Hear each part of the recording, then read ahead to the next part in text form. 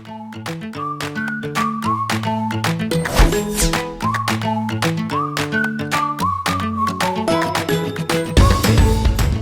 morning once again. I am Amos, a Ugandan, 30 years of age.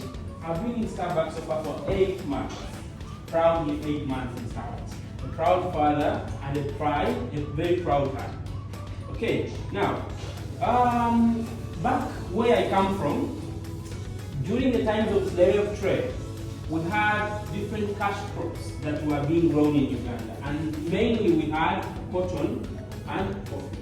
Along the years, that is from 1800, cotton got phased out. A lot of them got phased out.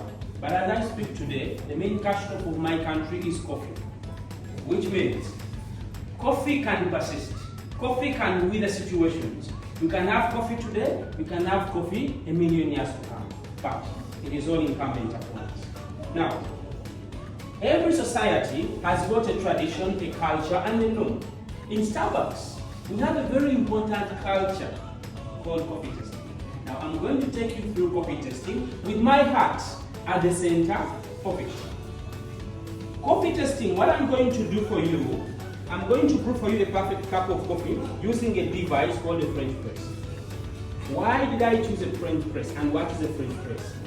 While this device was discovered in 1929 by a Milanese designer who is called Acidity, over the years it has been proven that French press is one of the interesting brewing devices. Why?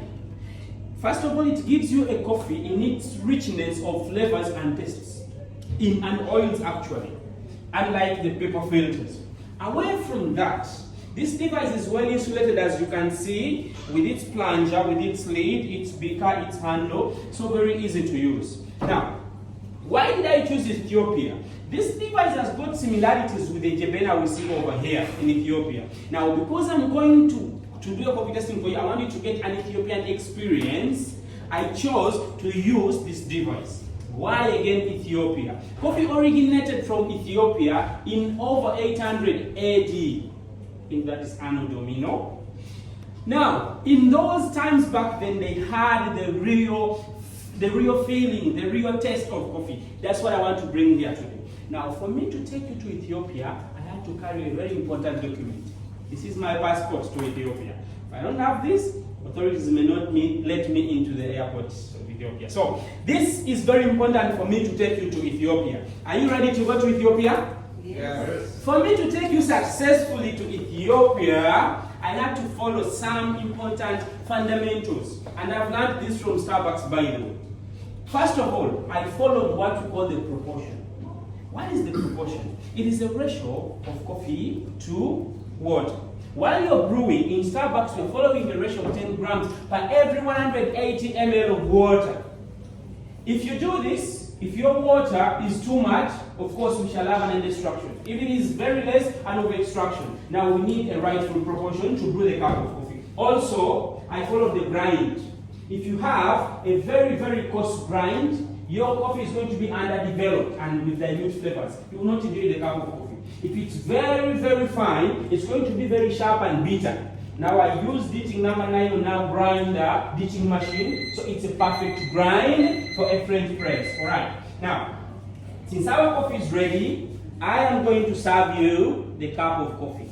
And when I serve this cup of coffee, my talking will be done and we are going to enjoy the cup of coffee. While we enjoy a cup of coffee, we are going to go through a series of steps I'm going to explain now.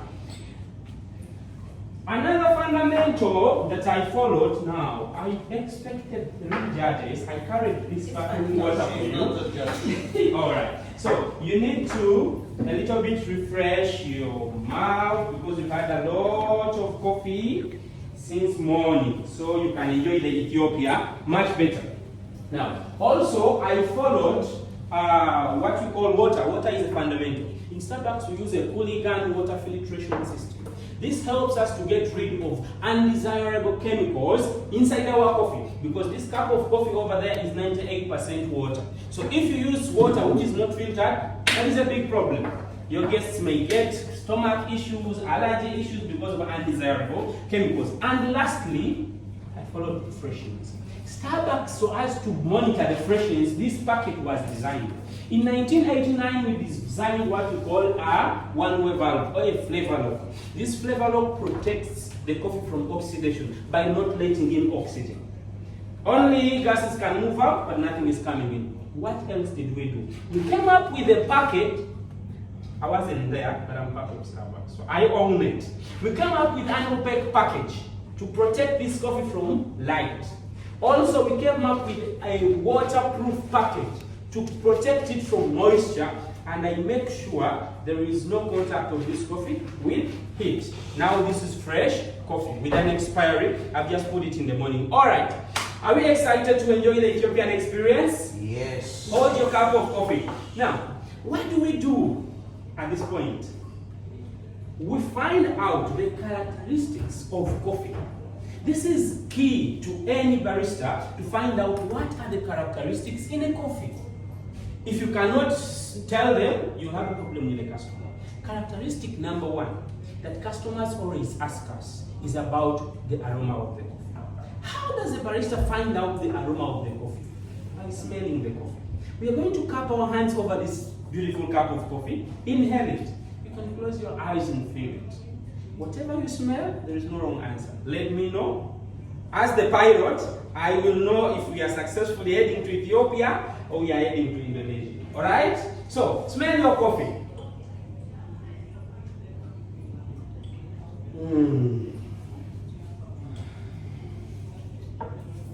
Where should I start from, Donald? What do you smell? It smells caramel, bit of caramel chocolate. Yes, yes. Sweet. That is very right. Who else smells something? Floral. Floral. Yeah. Flowers. Yeah, that could be right. Yes. And anyone else smell something? Because I smelled coffee. Also smelled like some chocolate. Some chocolate. You smell something? Very flawless. Floral. Alright. This coffee grows in the Rift Valley in Africa. These are volcanic soils. Rift valleys are formed by different ways, either continental drifting, either by a volcanic eruption. But this particular one, inside it, there are a lot of hills. In them, there are a lot of shrubs and herbs and spices growing over there. So if you smell something floral, it could be true because a lot of herbs and shrubs and grass is growing in that valley. If, for example, I smell the chocolate, now, why am I bringing this to your attention? The growing region is a very determining factor for the aromas in a coffee. Because in that growing region, for example, this is from Africa, the growing region, they grow a lot of lemons, a lot of oranges, a lot of cocoa. Now these are determining factor of how the aromas of the coffee will be. Alright, are we together? Yes. Did I leave anyone in Indian Ocean? We are going to Ethiopia. Oh, Pauline is in Indian Ocean. Okay, let's come and pick up Pauline. We need to go with her. Okay, the next characteristic. Now, this is also very important. Customers who buy beans from us, 60% ask this question: acidity. Which one is more acidity? Sometimes they use the word strong, but they mean acidity. We can only find out the acidity of a particular coffee if we slap it. We are going to slap this coffee, but not like this. We are going to sip it together with air. It is going to spray along our taste zones, which are the tip of the tongue, the sides of the tongue. We have salivary glands behind the jawbone. The tanginess you're going to feel compared to the citrus, or if you take our lemon juice here, the tanginess, that is the acidity. The scale is either high or medium or low. So I expect answers in that range. Okay, let's slap it. The louder the sound, the better.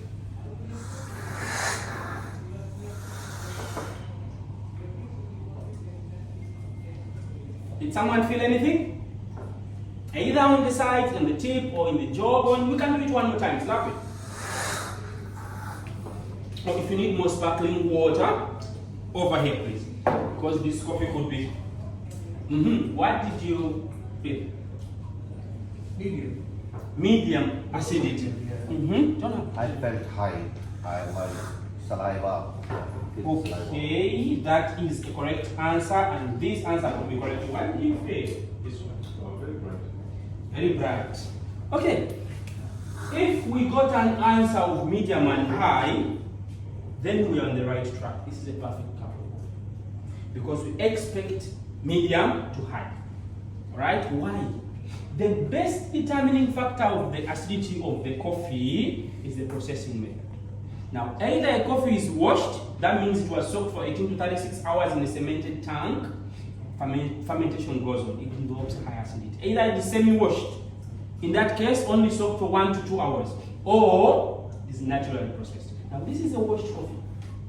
So if you say high, medium to high, I'll buy your answer. Alright? Are we together there? Yes. So we've picked finally from Indian Ocean. So we are heading to Ethiopia. I think now we are in Kenya. So we are landing. Can we land in Ethiopia now? The next characteristic that is going to help us feel the Ethiopian vibe much better is going to be the body of the coffee. Customers usually don't mention this when they're buying coffee, but we know what they taste is the body. What is the body of the coffee? This is the weight of the coffee on your tongue. We are going to sip this cup of coffee. When we sip it, feel its weight on the tongue. It is either, the answer should be either full body, medium, or light body. Can we do that? Please.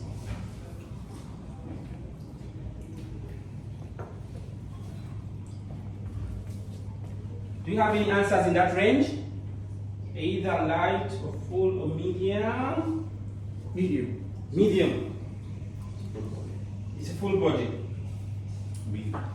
Okay. Yes, good. More sparkling water. I knew.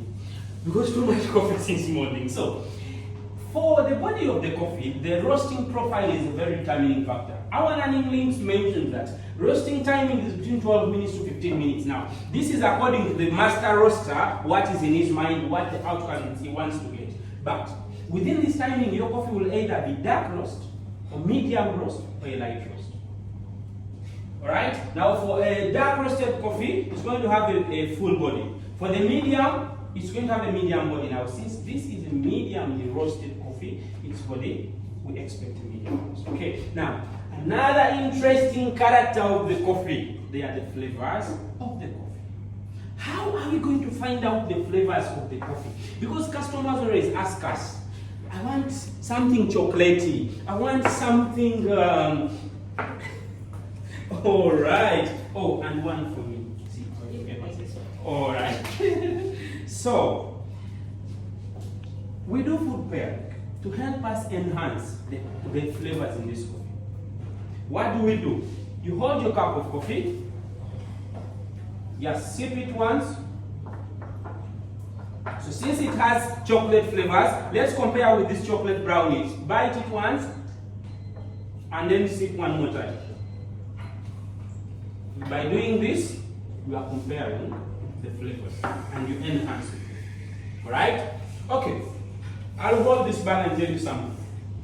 As I told you, this coffee is from Ethiopia, volcanic soils in the Rift Valley, meaning it has a good microclimate, very volcanic fertile soils that enable it to be as nice as it is right now. And also we need to note it's a washed coffee with high acidity, alright? It is a medium roasted coffee. Now, on top of this bag there is something over here. This is a logo of Conservation International. Why Conservation International on our coffee bag? Conservation International is a third-party company that partners with Starbucks to make sure that our ethical sourcing practices are implemented down there. In 2014, Starbucks opened up a farmer support center in Addis Ababa, Ethiopia. This has helped these people to execute the 4 practices, which are economic transparency, social responsibility, environmental leadership, and finally, quality. So Ethiopia is shining. Alright. The evolution of coffee, as we know, started in Ethiopia. A man called Kaldi was raising goats. Whoever did this art knew I was going to do Ethiopia. Then his goats tasted the cherries. They got so excited. He gets these cherries to the monastery and tells the brothers to try them. In disagreement, they throw them in fire. What happens?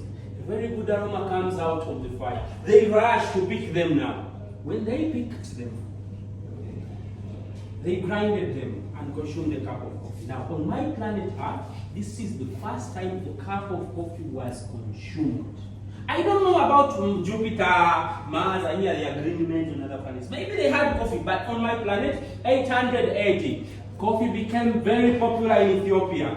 All of a sudden, to the Arabian Peninsula, people in Yemen started taking coffee from Ethiopia. People in Persia started getting coffee from Ethiopia. All of a sudden, coffee is in Mecca and Medina, in Saudi Arabia. To Europe, to America, now to healthcare city, we are having a cup of coffee. Coffee is very dynamic. Takes us back to the question mark. Why did I bring it? Okay. Now, this is my heart at the center of the map of Ethiopia. I have chosen Ethiopia because my heart, this is my heart as you can see, is at the center of the map of Ethiopia. Why? I'll tell you a story. When I was still a young boy, I had a dream, a fantasy, like any other person. I thought I one day go to Ethiopia and marry an Ethiopian woman. Why? They have a chocolate skin color. So I used to like it, yeah. Like I fantasized it. I even told my mom. Now, between Uganda and Ethiopia, there is a country called Sudan. It has suffered civil wars for years and years. We cannot easily cross to Ethiopia. I did not make my dream come true. When I was coming to Dubai, I happened to cross over Ethiopia on top. I looked down. You know what I saw? A very beautiful country with hills, with shades of gray, in dark gray, light gray, very beautiful country. But I could not touch down in Ethiopia still. I had no transit. I come to Starbucks. Now this is Amos coming to Starbucks over here. I was a trainee now. My trainer told me, go through this shop, note down all the coffees in the shop, write their characteristics and bring me the sheet. I noted them down, but when I landed on this bag of coffee, I was in Lameri at that time. My heart got stuck there. I found my passion there. I got a chance to test Ethiopia. I felt like I was in Ethiopia. I personalized this bag of coffee for me. It makes my dreams come true. And on top of it, this is young Amos here looking at an Ethiopian woman. Very young, fantasizing. Today, this is Amos brewing for you a cup of coffee from Ethiopia. Luckily enough, I found the bag also with the same chocolate color. And with a lady here, there is a lady here putting on Ethiopian wear. So I personalized this bag of coffee for me. It made my dreams come true. But I'm happily married, don't forget about it. So, back here. Why did I bring this question mark and place it exactly here? This model is showing us the evolution of coffee, where we've come from a cherry eaten by goats, to over here. To over here, these are early traders of coffee. To over here, Starbucks is opening up. Now this is healthcare city right now, we are enjoying a bag of coffee. The question is, what is next? Are we stopping here? There is something beyond today. Let me tell you something. The future of coffee is in my hands and your hands. Given that you're putting on shirts with logos of Starbucks, which is a pioneer, the future of coffee is in our hands. How are we going to shape the future of coffee? The answer is called innovation. These Starbucks championships are one of the platforms that are going to enable people to be innovative. We are doing all we can to innovate. Today in Starbucks we have a latest innovation of Oriato. It is a shock, it's a miracle. Who thought you could infuse coffee and olive oil? What am I bringing out? The future of coffee lies in innovation. We can nurture the limitless possibilities of this coffee cherry if we become innovative. I would suggest, why not have an innovative week in Starbucks? Why not the manager tell the people over there to innovate? Take time and think. Oliato is just the beginning. Everything is just the beginning. The future of coffee is in the hands of Starbucks as pioneers. We've got to be innovative. If we do so, the sky is the limit. Thank you so much. My name is Amos, following this trend. Thank you for listening. Thank you.